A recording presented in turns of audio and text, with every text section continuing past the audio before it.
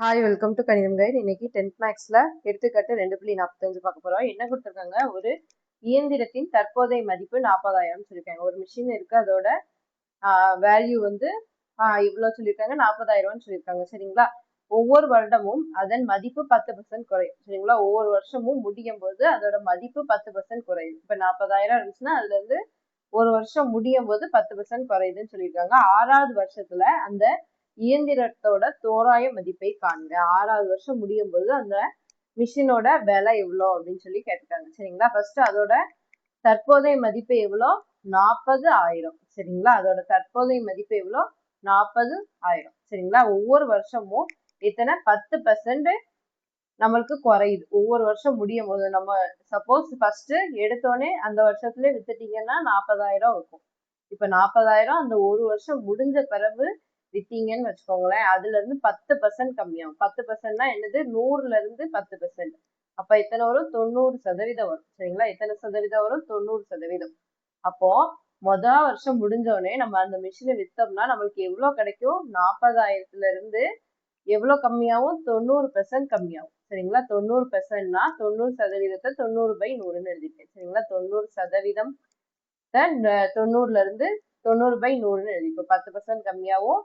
அப்போ மிச்சம் எவ்வளவு கிடைக்கும்? 90/100. சரியா? அடுத்து 2வது வருஷம் முடிவுல என்ன செய்யணும்னா அதை விட 10% மறுபடியும் கம்மியாகும். சரிங்களா? 2வது வருஷம் ஒவ்வொரு வருஷம் முடியும் போது நம்மளுக்கு எவ்வளவு கொடுத்துருக்காங்க? 10% கம்மியாகவும் கொடுத்துருக்காங்க. அப்ப 2வது வருஷமும் மறுபடியும் 10% குறையும். சரிங்களா? அப்ப 40,000 × 90/100 × 90/100. ஏன்னா 100ல இருந்து தான் 10% கம்மியாகும். சரிங்களா? 100ல இருந்து தான் 10% கம்மியாகும். இங்க 80/100ன்னு போட்டக்கூடாது. சரிங்களா? மறுபடியும் 10% கம்மியாகும் சொல்லியிருக்காங்க. அதனால 100ல இருந்து தான் குறையும். 90/100 எப்படி வருது? இது பாருங்க, 40,000 × 90/100 the whole square அப்படின்னு வருது. இது எப்படி இருக்கு? பெருக்கு தொடர் வரிசை மாதிரியே இருக்கா? பாருங்க, ஃபர்ஸ்ட் நம்மளுக்கு இயந்திரத்தோட மதிப்பு ஃபர்ஸ்ட் எவ்வளவு இருந்துச்சு? 40,000. ஃபர்ஸ்ட் வருஷம் 40,000 இருந்துச்சு. அடுத்த வருஷம் நம்ம வித்தோம்னா 40,000 × 90/100. அதுக்கு அடுத்த வருஷம் வித்தோம்னா 40,000 × 90/100 தான் ஹோல் ஸ்கொயர்டு. இந்த மாதிரி போயிட்டே இருக்கும். 3வது வருஷம் வித்தோம்னா இங்க வந்து கியூப் வரும். சரிங்களா? அப்ப இது வந்து என்னது? முதல் உறுப்பு, இது 2வது உறுப்பு, இது 3வது உறுப்பு. சரிங்களா? இப்போ முதல் உறுப்புனா நம்ம என்ன சொல்லுவோம்? ஏ. ஏ = என்னது? 40,000. சரியா? அடுத்து R வேணும். நம்மளுக்கு R கண்டுபிடிக்க என்ன செய்வோம்? T2/T1. T2ல இருந்து T1 வகுப்போம். சரிங்களா? T2 என்னது? நம்மளுக்கு பாருங்க, T2 என்னது? 40,000 × 90/100/40,000. சரிங்களா? இங்க 40,000 40,000 கேன்சல் ஆயிரும். மிச்சம் என்ன இருக்கும்? 90/100ன்னு இருக்கும். இந்த ஒரு 0 ஒரு 0 கேன்சல் ஆயிட்டு 9/10ன்னு வரும். அப்ப R = என்னது? 9/10. நம்மளுக்கு என்ன கேட்டிருக்காங்க? அவங்க 6 வருஷம் முடிவுல. சரிங்களா? 6 வருஷம் முடியும் போது நம்மளுக்கு அந்த மிஷினோட விலை எவ்வளவு இருக்கும் அப்படின்னு சொல்லி கேட்டிருக்காங்க. சரிங்களா? 6 வருடம் முடிவில். பாருங்க, 6 வருடம் முடிவில் இயந்திரத்தின் மதிப்பு என்ன வரும்?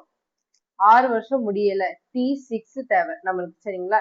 TNக்கு ஃபார்முலா என்னது? நம்மளுக்கு A × R⁻n−1 அப்படிதானே? அப்ப TR = என்னது? A என்னது? நம்மளுக்கு A வந்து 40,000. அடுத்து R வந்து என்னது? 9/10.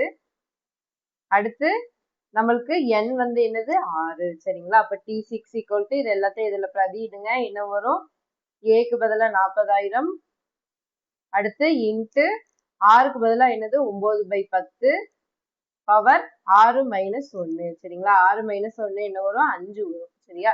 அப்போ 9/10 பவர் 5. சரியா?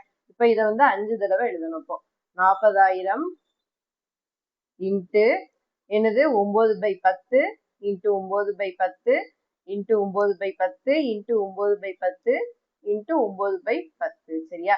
இப்போ இங்க ஒரு 0க்கு ஒரு 0 கேன்சல், மறுபடியும் ஒரு 0க்கு ஒரு 0 கேன்சல், மறுபடியும் ஒரு 0க்கு ஒரு 0 கேன்சல், ஒரு 0க்கு ஒரு 0 கேன்சல். இப்போ மேல என்னதுல இருக்கு? 4 × 9 × 9 × 9 × 9 × 9ன்னு இருக்கு. சரிங்களா? 5 தடவை. கீழே என்னது? 10 மட்டும் இருக்கு. சரிங்களா? இது எல்லாத்தையும் பெருக்குங்க. ஆன்சர் என்ன வரும்? இது எல்லாத்தையும் பெருக்குனா ஆன்சர் வந்து 2,36,196ன்னு வரும். கீழே ஒரு 10 இருக்கும். சரியா? அப்போ கீழே 10 இருந்துச்சுன்னா மேல ஒரு ஸ்தானம் மட்டும் தள்ளி புள்ளி வைப்போம். அப்போ 23,619.6 வரும். அப்போ 6 வருடம் முடிவுல அவரோட மிஷின் வந்து எவ்வளவு விலைக்கு போகும்னா 23,619 ரூபாய்க்கு போகும். சரிங்களா? புள்ளி 6. 6க்கு அப்புறம் உங்களுக்கு 0 போட்டிருப்பாங்க. இதுக்கப்புறம் எத்தனை 0 போட்டாலும் வேல்யூ மாற போறது இல்லை. அதனால 0 நீங்க சேர்த்துக்கலாம். சரிங்களா? அப்போ இதை லாஸ்ட் வந்து என்ன எழுதுறீங்கன்னா 6 வருட முடிவில் இயந்திரத்தின் மதிப்பு 29,619.60 அப்படின்னு சொல்லி முடிச்சிருங்க. சரிங்களா? தேங்க்யூ ஃபார் வாட்சிங். சேனல் வந்து சப்ஸ்கிரைப் பண்ணி வச்சுக்கோங்க.